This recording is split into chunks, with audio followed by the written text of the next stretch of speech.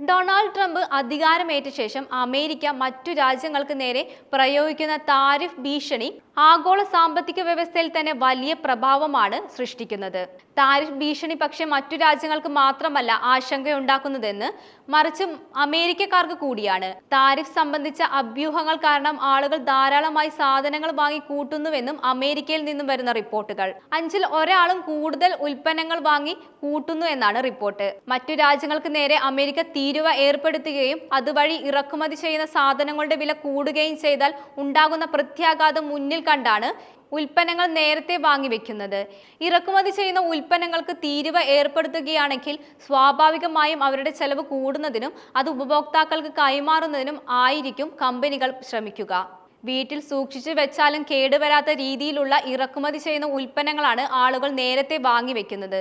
കേടുവരാത്ത ഭക്ഷണ സാധനങ്ങൾ, toilet paper, medical ഉപകരണങ്ങൾ എന്നിവയെല്ലാം ഇതിൽ ഉൾപ്പെടും. ക്രെഡിറ്റ് കാർഡ് കോം ആണ് ഇത് സംബന്ധിച്ചുള്ള കണക്കുകൾ പുറത്തുവിടുന്നത്.